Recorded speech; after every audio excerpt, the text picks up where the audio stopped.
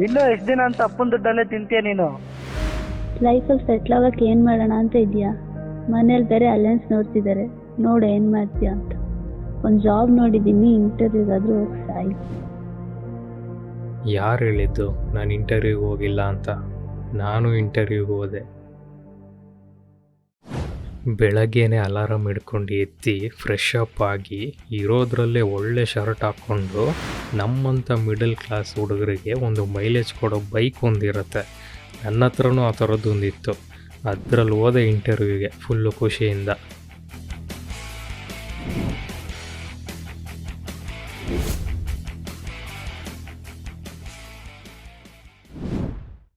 ಇಂಟರ್ವ್ಯೂಯಲ್ಲಿ ಕೇಳಿದ ಒಂದೇ ಒಂದು ಕ್ವಶನಿಗೆ ಖುಷಿಯೆಲ್ಲ ಹಾಳಾಗೋಯ್ತು.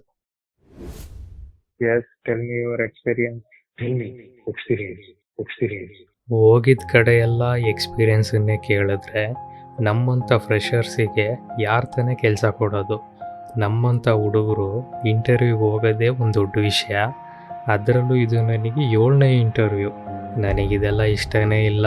ಮನೇಲಿರೋ ಪ್ರಾಬ್ಲಮಿಗೋಸ್ಕರ ಕೆಲಸ ಹುಡುಕ್ತಾ ಇದ್ದೀನಿ ಅಷ್ಟೆ.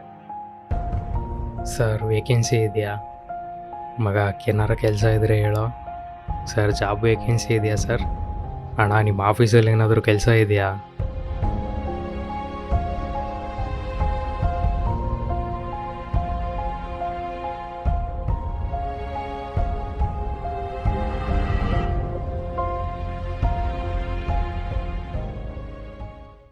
ನನಗೆ ಒಳ್ಳೆ ಡೈರೆಕ್ಟರ್ ಆಗಬೇಕಂತ ಆಸೆ. ಈ ಮನೆ ಪ್ರಾಬ್ಲಮಿಂದ ನನಗೆ ಅದಕ್ಕೆ ಟೈಮ್ ಕೊಡೋಕ್ಕಾಗಲ್ಲ. ಅದಕ್ಕೆ ಬೆಳಗ್ಗೆಯಿಂದ ಸಂಜೆವರೆಗೂ ಕೆಲಸ ಹುಡುಕ್ತೀನಿ. ಸಂಜೆ ಮೇಲೆ ಸ್ಕ್ರಿಪ್ಟ್ ಬರಿತೀನಿ. ಫ್ಯಾಮಿಲಿಗೋಸ್ಕರ ನಾವು ಇಷ್ಟಪಟ್ಟಂಗೆ ನಮ್ಮ ಕೈಯಲ್ಲಿ ಆಗೋಕ್ಕಾಗಿಲ್ಲ ಅಂತ ಅನ್ನಿಸ್ಬಾರ್ದು ಅಲ್ವಾ? ಅದಕ್ಕೆ ನಮ್ಮ ಲೈಫಲ್ಲಿ ನಾವು ಎಷ್ಟೇ ಕಷ್ಟದಲ್ಲಿದ್ರೂ ಇವ್ರ ಹತ್ರ ಮಾತ್ರ ನಾವು ಖುಷಿಯಾಗಿರ್ತೀವಿ. ಅದು ಬೇರೆ ಯಾರೂ ಅಲ್ಲ, ನನ್ನ ಫ್ರೆಂಡ್ಸೇ.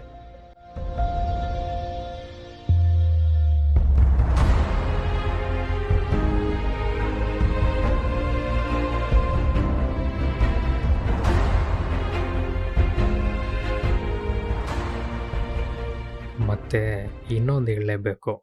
ಈ ಮುಸುಡಿ ಚೆನ್ನಾಗಿಲ್ಲ ಅಂದ್ರೂ ಈ ಮನಸ್ಸನ್ನು ಒಬ್ಬಳು ಇಷ್ಟಪಟ್ಲು. ಅವಳೇ ಅಪ್ಸರ.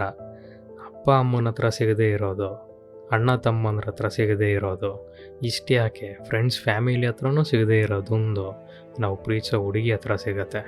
ಅದೇ ನಿಜವಾದ ಪ್ರೀತಿ. ಇದರಲ್ಲಿ ಯಾವುದು ನನ್ನ ಲೈಫ್ ಆಗುತ್ತೆ ಅಂತಲೇ ನನಗೆ ಗೊತ್ತಿಲ್ಲ.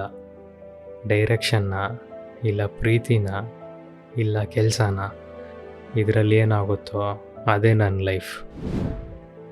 ಅದೇ ನನ್ನ ಮೈ ಸೆಲ್ಫ್.